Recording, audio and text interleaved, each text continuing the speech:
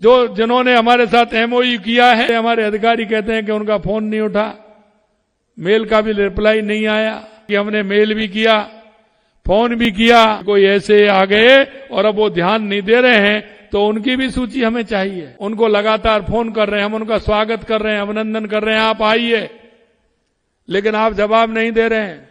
आपका समय भी खराब हो रहा है और हमारा भी समय खराब हो रहा है। मैंने कहा कि उनके अच्छे अनुभव वो बताएंगे हमारे सामने, अधिकारियों के सामने तो अच्छे बताएंगे, लेकिन इसलिए मैंने कहा है कि आप अच्छे तो बता देते हो, लेकिन कहीं ना कहीं, क्योंकि मैं देख रहा हूं लंबे समय से निवेशकों के बीच में और सरकार के बीच में कुछ इस तरह की दीवारें हुआ करती कि जिनको देख करके वो कहते हैं कि नहीं नहीं ऐसे तो होता ही है। हम उस मिशन को तोड़ना चाहते हैं कि ऐसे तो होता ही है, हम उसको बिल्कुल समाप्त करना चाहते हैं। इसलिए मैं आपसे कहना चाहता हूं, और इसलिए बाहर मैंने अभी अजताब जी को कहा कि बाहर आप टेबल लगाइए, जो आप एक अगर पेपर उससे मांगेंगे, आपका नाम होगा और उस पर हम नंबर भी डालेंगे, उस पर नंबर डालेंगे, आपका नाम भी लिखेंगे, आप उसको भर करके हमको वापस देंगे, जिससे कि कोई भी पेपर ऐसा हमसे भी नहीं निकल जाए कि जिसमें कुछ बातें अच्छी भी आती हैं, तो उसमें नंबर डाल के आपको देंगे। आपको वो सारी बातें लिख करके उसमें देना है। मैं एक बात आपसे जरूर कहना चाहता हूं, आप भी हमने 3 नीतियां घोषित की हैं, क्योंकि नीति वो बनाता है जो नीति के हिसाब से काम करना चाहता है। हमको किसी ने नीति बनाने के लिए नहीं कहा, हमने हर क्षेत्र में नीति बनाने का काम किया है, जिससे कि काम समय से हो, समय के हिसाब से काम की ठीक मॉनिटरिंग भी हो। और आप कह रहे हैं अभी राज निवेश पोर्टल हमने जारी किया है, और वो मोबाइल पर जारी किया है, उसकी सूचना आपको मोबाइल पर भी मिलेगी। वो हमारे काम करने वाले को ही नहीं है, वो उनको भी है जिन्होंने हमारे साथ एमओयू किया है, और अभी हम कहते हैं, हमारे अधिकारी कहते हैं कि उनका फोन नहीं उठा, मेल का भी रिप्लाई नहीं आया। हम उनको भी कहना चाहते हैं कि हमने मेल भी किया, फोन भी किया, और इस राज निवेश के माध्यम से आपको सूचना भी दी है। हम उनको भी इंगित करना चाहते हैं कि कोई ऐसे आ गए और अब वो ध्यान नहीं दे रहे हैं, तो उनकी भी सूची हमें चाहिए, क्योंकि निवेश करने वाले बहुत हैं। कहीं वो उनके मन में यह है कि हमने निवेश नहीं किया तो क्या हो जाएगा। हम उनकी भी मॉनिटरिंग करेंगे, आने वाले 11 वाले 25 को भी करेंगे, और आने वाले 26 में भी हम देखेंगे कि उनका हमें इसमें जब नाम आए तो रखना है कि नहीं रखना है, रखना है कि नहीं रखना है, ये भी हम देखने वाले हैं। क्योंकि हम उसके लिए, हमारे अधिकारी, हमारे सभी लोग उनको लगातार फोन कर रहे हैं, हम उनका स्वागत कर रहे हैं, अभिनंदन कर रहे हैं, आप आइए, लेकिन आप जवाब नहीं दे रहे हैं। आपका समय भी खराब हो रहा है और हमारा भी समय खराब हो रहा है। हम जो आ रहे हैं उनका स्वागत कर रहे हैं, उनकी एक एक समस्या का समाधान करने के लिए हमारी सरकार कृत संकल्प है। Rising Rajasthan global space summit की घोषणा से लेकर आज तक हमने जो उसकी सफलता को आज इस मंच के माध्यम से आपके सामने रख रहा हूं, ताकि प्रदेश की जनता को पता चले कि हम केवल बातें नहीं करते, उनको करके भी हम दिखाते हैं। और इसीलिए मैं कहना चाहता हूं, आपने देखा लगातार हमारी हर महीने 11 तारीख को हमारी मीटिंग होती है। हमने उस डेट को फिक्स कर दिया, 11 हर महीने की 11 तारीख को हमारी निवेश को लेकर के हमारी मीटिंग होगी। हमारे इस महीने में कितने एमओयू जमीन पर आए हैं उसको भी हम देखेंगे, उनको क्या परेशानी है ये भी हम देखेंगे, उसका कारण क्या है ये भी हम देखने वाले हैं। और इसलिए हमने नीतियों का निर्धारण भी किया है। आज भारत की अर्थव्यवस्था एक उभरती हुई शक्ति के रूप में स्थापित हो रही है। यह वो देश है जो अपनी प्रगति की गति से न केवल अपनी जनता के सपनों को साकार कर रहा है, बल्कि वैश्विक मंच पर भी एक नया कीर्तिमान स्थापित कर रहा है। हमारे देश के यशस्वी प्रधानमंत्री नरेंद्र मोदी जी ने विकसित भारत 2047 का जो विजन रखा है वो केवल लक्ष्य नहीं बल्कि एक संकल्प है, और उस संकल्प को लेकर के हम आत्मनिर्भर और समृद्ध और वैश्विक नेतृत्व की ओर बढ़ रहे हैं। इस विजन को आधार बनाकर हम राजस्थान में विकसित राजस्थान 2047 का सपना देख रहे हैं। हमारा लक्ष्य स्पष्ट है कि हम वर्ष 2030 तक राजस्थान की अर्थव्यवस्था को $350 बिलियन तक ले जाएंगे। ये हमारा प्रयास है।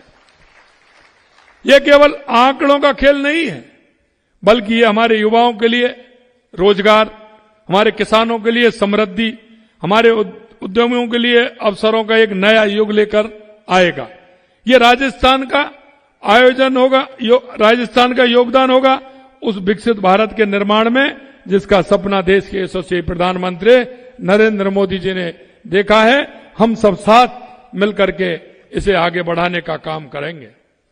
राजस्थान की पहचान केवल इसकी एक रेतीली धरती, रंग बिरंगे प्रधान या ऐतिहासिक किलों तक सीमित नहीं है। यह राज्य प्राकृतिक संसाधनों, मानव पूंजी, आर्थिक संभावनाओं का एक अनमोल खजाना भी है जो इसे निवेशकों के लिए स्वर्ग बनाता है। राजस्थान भारत के सबसे बड़े खनिज उत्पादक राज्यों में से एक है।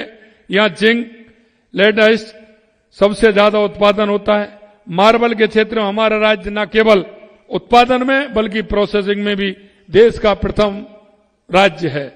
लाइमस्टोन, तांबा, अयस्क, चांदी, राख, फॉस्फेट जैसे खनिजों के उत्पादन में भी अग्रणी है। गिलास और सिरेमिक उद्योग के लिए आवश्यक सभी प्रमुख कच्चे माल जिप्सम, सिलिका सैंड, वाल क्ले, फेल्सपार, तेल और डोलोमाइट यहां प्रचुर मात्रा में उपलब्ध है। यह संसाधन खनन के साथ ही उद्योगों के लिए एक मजबूत आधार प्रदान करते हैं। आपने देखा यही नहीं, आगे भी है। पचबदरा बालोतरा में रिफाइनरी, पेट्रोकेमिकल कॉम्प्लेक्स के निर्माण में से राजस्थान पेट्रोलियम आधारित उद्योगों का प्रमुख हब बनने वाला है। बड़ी संख्या में रोजगार के अवसर पैदा होंगे। ये राजस्थान की तरक्की में नया अध्याय बनाएगा। हमारी धरती केवल खनिजों से ही समृद्ध नहीं बल्कि कृषि उत्पादन, अगर आप देखेंगे उसमें भी अग्रणी है। मोटे अनाज, तिलहन, सरसों, ईसबगोल, ग्वारगम, मेथी दाना, ये भी सब राजस्थान में होते हैं और ये भी पहले स्थान पर है। सौंफ, लहसुन, जीरा, धनिया जैसे मसालों का उत्पादन में हमारा राज्य दूसरा सबसे बड़ा उत्पादक है। मैं युवाओं से कहना चाहता हूं कि वो आए और इसके माध्यम से अपने आप को जोड़ते हुए, क्योंकि अगर आप इन हमारे खनिजों से, हमारे उत्पादनों से अगर जुड़ेंगे तो आपको एक सफलता मिलेगी कि नया मार्केट भी मिलेगा। बाजार में आप देखेंगे हमारा सामान कहां जा सकता है, देश दुनिया में हम कहां इसकी सप्लाई कर सकते हैं, तो निश्चित रूप से उससे भी हमारा राजस्थान आगे बढ़ेगा। ये उत्पादन न केवल स्थानीय अर्थव्यवस्था को मजबूत करते हैं बल्कि वैश्विक बाजार में भी हमारी पहचान बनाते हैं। राजस्थान की कनेक्टिविटी इसे निवेश के लिए और भी आकर्षित बनाती है। भारत में राष्ट्रीय राजमार्ग का तीसरा सबसे बड़ा नेटवर्क, दूसरा सबसे बड़ा रेल नेटवर्क हमारे राज्य में है। इसके अलावा 9 inland container depot, 7 airport, 1 air cargo complex हमें लॉजिस्टिक और व्यापार के क्षेत्र में मजबूत करता है। ये आधारभूत ढांचा को कच्चे माल और तैयार उत्पादों को बाजार तक पहुंचाने में सक्षम है। कोई भी अर्थव्यवस्था तब तक मजबूत नहीं हो सकती जब तक उसके पास कुशल मानव संसाधन ना हो। हमने उद्योगों की मांग को देखते हुए 1.5 लाख से अधिक युवाओं को कौशल प्रशिक्षण देने का लक्ष्य भी हमने रखा है।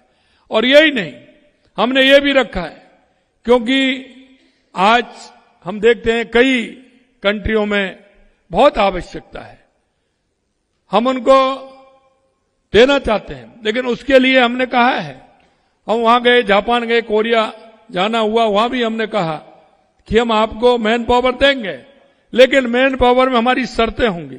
शर्तें हमारी ये होगी कि आप यहीं अपना विद्यालय महाविद्यालय खोलेंगे, हमारे उनको पेपर यहीं लेकर के आप पेपर कराएंगे, स्किल जो आप जहां काम कराना चाहते हैं उसका स्किल भी देंगे, उसके बाद आप यहां से उनको लेकर के जाएंगे। और लेकर के भी जाएंगे, उनमें यह भी कहा हमने कि हम ना एक व्यक्ति नहीं भेजेंगे, आप कहें कि हमें नर्स की जरूरत है तो हमारी हम बेटी को भेज दें, हम नहीं भेजेंगे। उसके साथ साथ हम दूसरा भेजेंगे कि उनके साथ साथ हमारा एक जोड़ा वहां जाए, हमारी बेटी भी जाए और हमारा बेटा भी जाए, जिससे वहां रुक करके काम करे और हमारे राज्य का गौरव भी बढ़ाए। हमारा संकल्प है कि 5 वर्ष में सरकारी क्षेत्र में 4 लाख और निजी क्षेत्र में 6 लाख रोजगार के अवसर सृजित करेंगे। इसके लिए हम काम कर रहे हैं।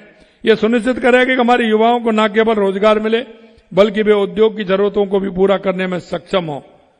इस सभी लक्ष्यों को पूरा करने के लिए निवेशकों तक पहुंचकर राज्य में विकास की गति देने के लिए हमारी सरकार ने अपने कार्यकाल में पहले ही वर्ष में राइजिंग राजस्थान ग्लोबल समिट का आयोजन किया।